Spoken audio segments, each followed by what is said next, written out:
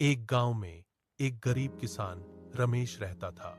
वह हर दिन सुबह से शाम तक अपने खेत में मेहनत करता था, बीज बोता और फसल का इंतजार करता था। लेकिन 5 साल से वहां मानसून की बारिश नहीं हुई। नदी का पानी भी पूरी तरह सूख गया और रमेश की हर साल की फसल सूख कर जल जाती थी।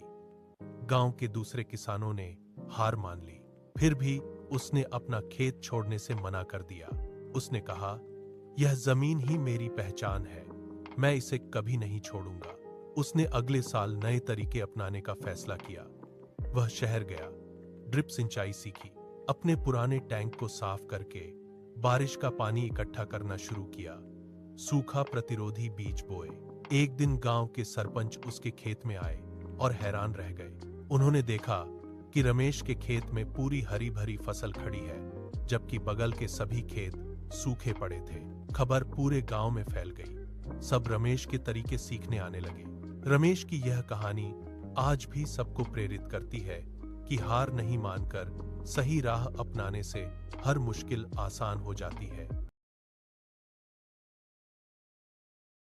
एक गांव में एक गरीब किसान रमेश रहता था।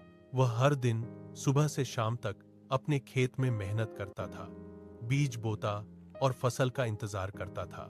लेकिन 5 साल से वहां मानसून की बारिश नहीं हुई। नदी का पानी भी पूरी तरह सूख गया और रमेश की हर साल की फसल सूख कर जल जाती थी।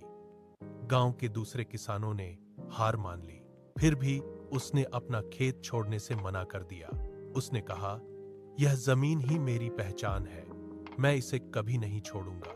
उसने अगले साल नए तरीके अपनाने का फैसला किया। वह शहर गया, ड्रिप सिंचाई सीखी, अपने पुराने टैंक को साफ करके बारिश का पानी इकट्ठा करना शुरू किया, सूखा प्रतिरोधी बीज बोए।